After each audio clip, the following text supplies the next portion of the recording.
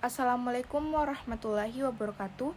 Perkenalkan, nama saya Yusnita Prilia Ramli dengan NIM 225790004 dari Prodi Perdagangan Internasional. Hari ini saya akan mengerjakan tugas dari mata kuliah Tarifikasi Perdagangan Internasional. GATT dan WTO dalam membentuk kebijakan tarif global. Peran GATT dan WTO dalam kebijakan tarif global. Yang pertama, GATT atau General Agreement on Tariff and Trade adalah perjanjian multilateral yang didirikan pada tahun 1947 dengan tujuan utama untuk mengurangi hambatan perdagangan internasional, khususnya tarif, melalui serangkaian putaran negosiasi.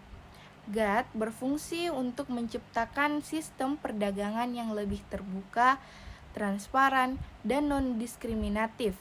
Salah satu kontribusi GATT yang paling signifikan adalah pengurangan tarif yang drastis di berbagai sektor perdagangan global selama dekade 1950 sampai 1980-an.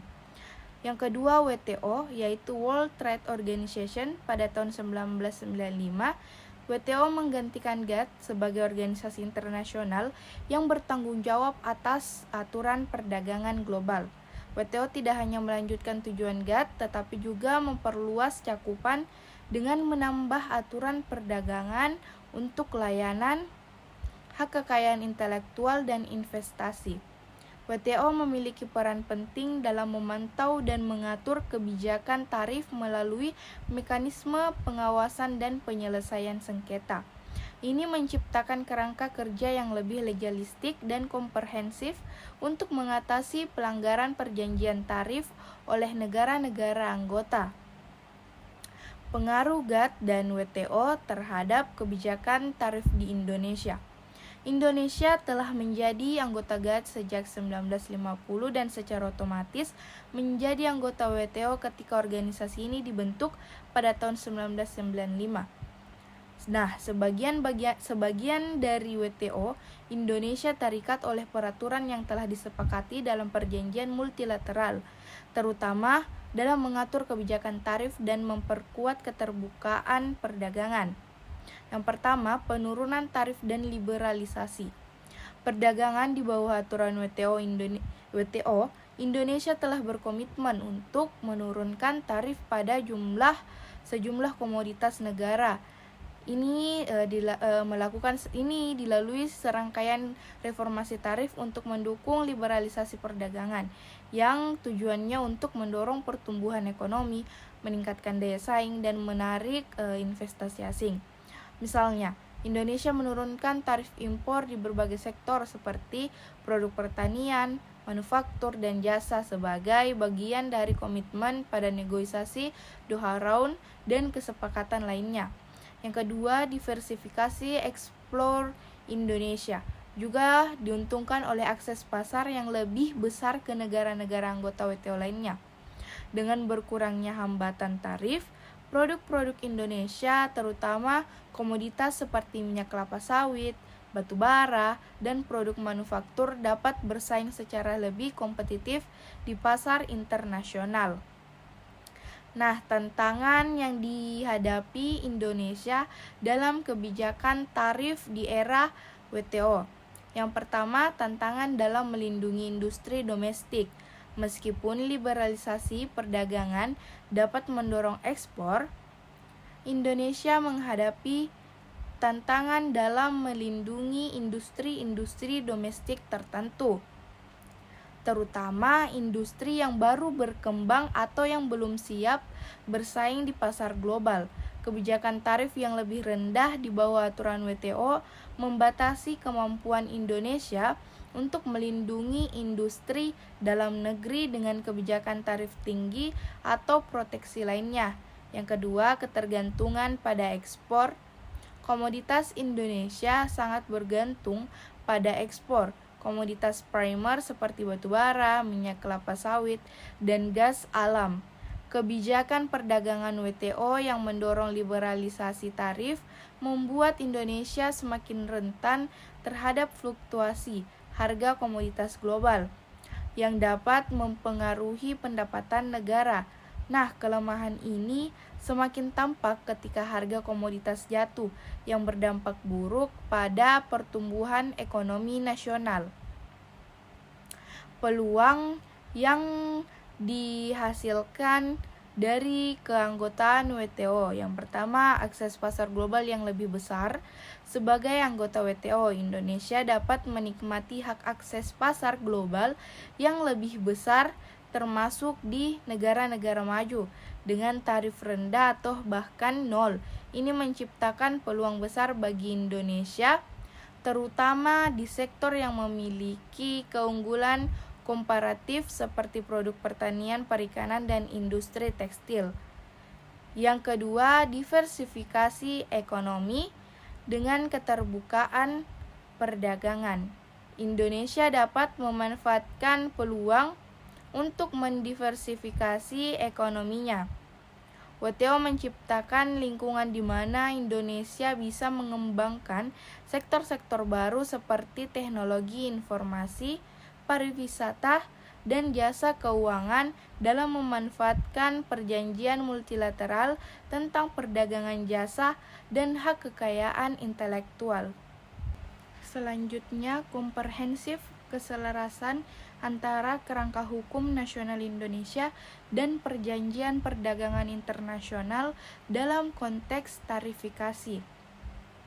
Perdagangan internasional dalam konteks tarifikasi Indonesia telah menjadi bagian dari berbagai perjanjian perdagangan internasional, termasuk Organisasi Perdagangan Dunia atau WTO dan perjanjian perdagangan regional seperti ASEAN, Free Trade Area atau AFTA, dan berbagai perjanjian perdagangan bilateral.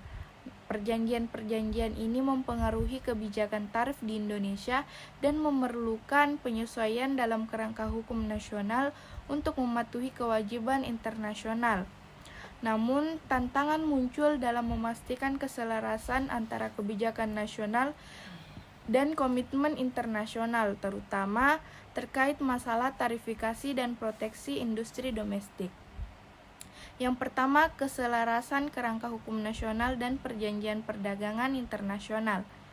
Indonesia telah melakukan upaya signifikan untuk menyesuaikan kebijakan tarif nasionalnya dengan komitmen dalam berbagai perjanjian internasional. Sebagai anggota WTO dan ASEAN, Indonesia berkomitmen untuk mengurangi tarif dan membuka akses pasar.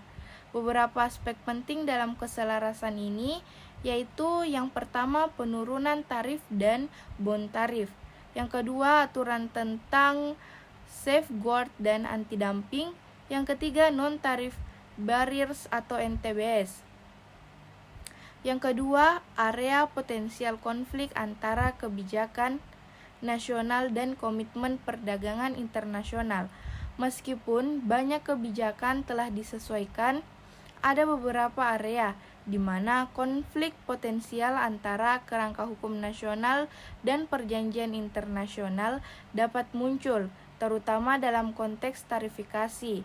Beberapa di antaranya yaitu A. Proteksi industri domestik yang berlebihan, B. Non-tarif barriers atau NTBS yang berlebihan, C. Sengketa terkait ekspor sumber daya alam, D. Transparansi dan mekanisme pengambilan keputusan. Yang ketiga, rekomendasi untuk harmonisasi yang lebih baik. Yang pertama, peningkatan kapasitas regulasi dan penerapan kebijakan safeguard yang tepat. Yang kedua, pembatasan penggunaan hambatan non-tarif yang berlebihan. Yang ketiga, harmonisasi dengan standar internasional. Yang keempat, mendorong pengembangan industri hilir yang kompetitif secara global. Yang kelima, meningkatkan koordinasi antar kementerian. Yang keenam, perbaikan proses legislasi dan konsultasi publik. Selanjutnya yaitu studi kasus. Contoh yang saya ambil yaitu ekspor kopi Indonesia dan penggunaan harmoni sistem. Yang pertama, produk ekspor unggulan yaitu kopi. Kopi merupakan salah satu produk pertanian unggulan Indonesia, dengan jenis kopi seperti Arabica dan Robusta yang diekspor ke pasar global termasuk Eropa, Amerika Serikat, dan Asia. Indonesia adalah salah satu produsen kopi terbesar di dunia. Yang kedua, penggunaan harmoni sistem dalam klasifikasi produk kopi yang diklasifikasikan dalam harmoni sistem dengan kode HS kode 0901, coffee whether or not roast or decaffeinated, coffee hugs and skins, coffee substitutes containing coffee in any procession. Kode ini dipecah menjadi yang pertama 0901.11, kopi tidak dipanggang atau mentah yang tidak dihilangkan kafeinnya. Yang kedua 0901.21, kopi yang dipanggang atau roast yang tidak dihilangkan kafeinnya. Yang ketiga, pengaruh klasifikasi HS terhadap daya saing.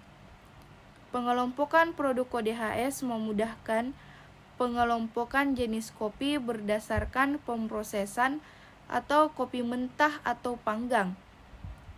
Hal ini dapat membantu eksportir untuk memahami tarif yang berbeda di berbagai negara tujuan ekspor, karena tarif bisa berbeda untuk kopi mentah dan kopi panggang. Selanjutnya yaitu mekanisme penyelesaian sengketa tarif WTO versus ASEAN.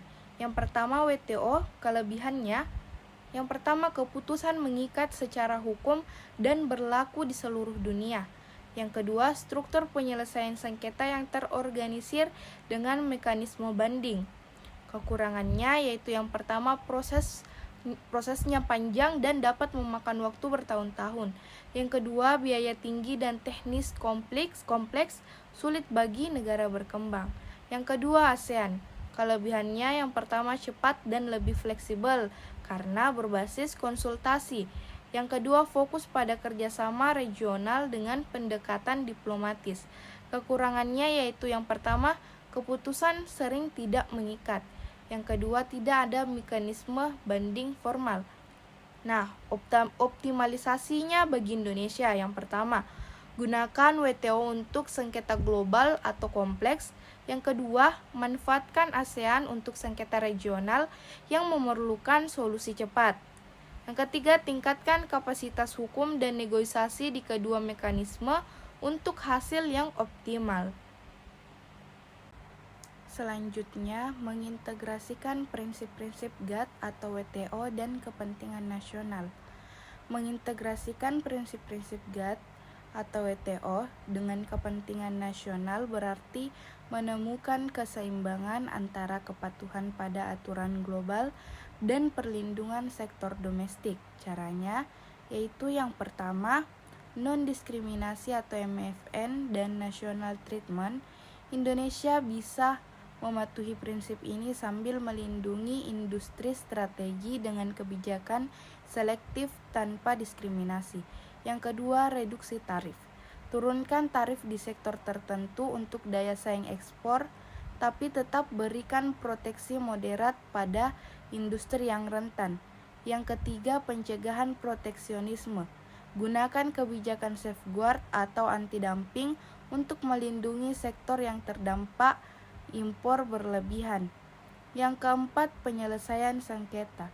Manfaatkan mekanisme WTO untuk melindungi perdagangan nasional dari praktik tak adil. Yang kelima, pengecualian umum. Gunakan pengecualian WTO untuk melindungi kepentingan nasional seperti lingkungan dan keamanan pangan. Ini memungkinkan Indonesia menjaga kepentingan domestik sambil tetap mematuhi aturan perdagangan global. Baik, mungkin itu saja penjelasan dari saya. Wassalamualaikum warahmatullahi wabarakatuh.